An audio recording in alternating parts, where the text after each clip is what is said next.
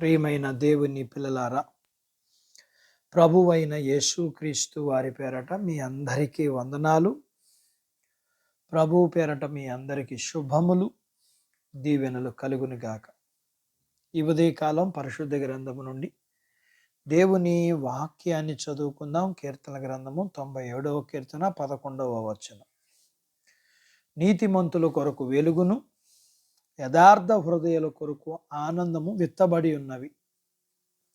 దేవుడు తన మాటలు మన కొరకు దీవించునుగాక. ఆమేన్. ప్రియమైన దేవుని పిల్లలారా, అన్ని రకాల ప్రమాదాల నుండి నీతిని కాపాడుకుంటూ వచ్చేవారికి ఆ నీతి చాలా ఖరీదుగా కనిపిస్తుంది. పరిశుద్ధ జీవితం జీవించటం అనేది విత్తనాలు విత్తడంతో సమానం. ప్రారంభంలో అంతా పోగొట్టుకున్నట్లుగానే ఉంటుంది. మళ్ళీ వాటిని ఎట్టి పరిస్థితుల్లోనూ బయటకు తీయకుండా ఉండేలా విత్తనాలను మట్టిలో పాతేస్తాం. అయితే వెంటనే అవి మొలకెత్తి చేతికి పంట రావాలనుకోవడం పొరపాటు. అలాగే వాక్య ధ్యానములో ఉన్న విధంగా మన కొరకు విత్తబడిన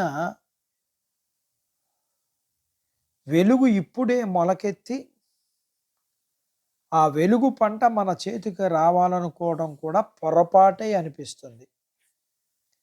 అది సహజమే. వెలుగు విత్తబడిందన్న వాక్యములో చెప్పబడింది.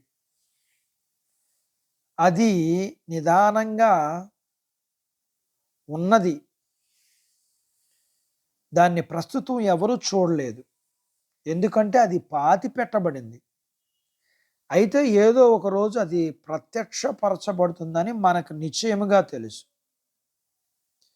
వెలుగును విత్తేవారికి ప్రభువు పంటను అనుగ్రహిస్తాడని మనకు తెలుసు.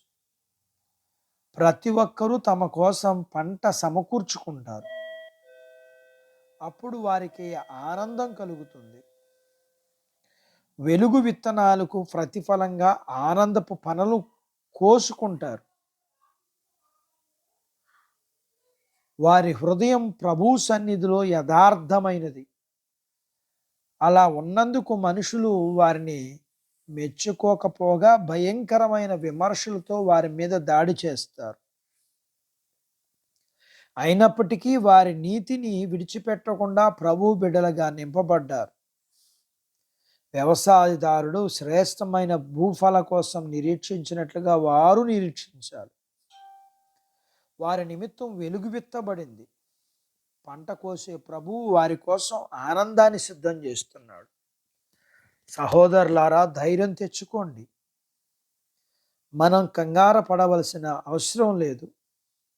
సహనంతో మనం ఆత్మలను ముందు సంపాదించుకుందాం. కారణం, త్వరలోనే మన ఆత్మలు వెలుగును, ఆనందాన్ని స్వతంత్రించుకుంటాయి. దేవుడు తన మాటలు మన కొరకు దీవించునుగాక. ఆమేన్. ప్రార్థించుకుందాం. నాతో పాటు ఏకీభవించండి. మమ్మలను మిక్కిలిగా ప్రేమించిన మా ప్రియ పరలోకపు తండ్రి, మీ పరిశుద్ధ నామమును బట్టి మీకు వందనాలు.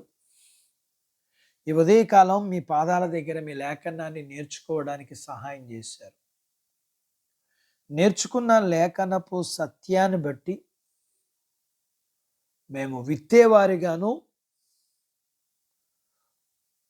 ఫలమును కోసుకునేవారిగా ఉండగలగటానికి సహాయం చేయండి.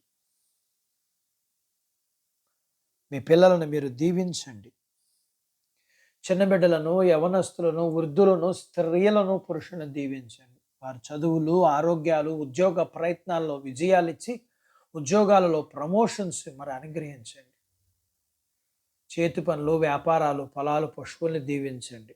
వివాహాలు కాని వారికి అవటకు, గర్భఫలములు లేకున్న వారికి ఇమ్మని, గర్భఫలములు కలిగిన వారికి సుఖమైన ప్రసూతి ఇమ్మని, ప్రసూతి అయిన తల్లి పిల్లలకు ఆరోగ్యాలు, మీ పిల్లల అవసరాలు, సమస్యలు, బలహీనతలు, రుణాల నుంచి విడిపించి మీ పిల్లల్ని మీరు దీవించి ఆశీర్వదించమని